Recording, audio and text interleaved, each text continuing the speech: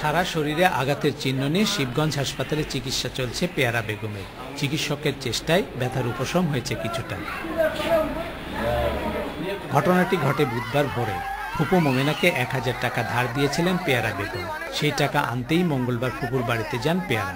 রাত হয়ে যাওয়ায় বাড়িতেই থেকে যান তিনি। পরদিন সকালটি তার বিভীষিকাময় হয়ে ওঠে নির্মম নির্যাতনে। কোবাতে কোবাতে সে থম্বার সাথে হলো নিয়ে যা আমাকে বাঁধে, গেটত নিয়ে যায়, বাঁধে আমাকে কোবান শুরু করে। একবার মারছে বাতি দিয়ে, সেটা ভেঙে গেছে 2 বারি মেরে। ফির কালেক্টরের যে কোনো একটা নিচে সেটা ভেঙে যাওয়ার পর আমাকে অর্ধে মারছে। মারার পরে আমাকে চুল কেটে দেয়। ভোরে ফজরের নামাজ শেষে পেয়ারাকে পাশের ঘরে ডেকে নেন একজন।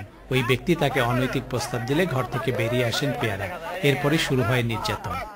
আমি তাকে সেভ করছি এবং তাকে মারতে দিই না। আমি লাঠি কেড়ে নিছি এবং আমি সত্য কথা বলবো যে পাবলিক এরিয়ার কারণে আমি একটা বাড়ি মারছি যাতে পাবলিক একটু শান্ত হয় এবং আমি লোকজনকে সরাইয়া দিছি। এই ঘটনায় ফুপু আমেনা বেগম, আওয়ামী লীগ নেতা শাহ আলম এবং তার 3 অনুসারীর বিরুদ্ধে মামলা করেছে পেয়ারা বেগম। পুলিশ কর্মকর্তারা জানিয়েছেন, ঘটনাটির তদন্তের পাশাপাশি আসামিদের ধরতে একটি দলও গঠন করা হয়েছে।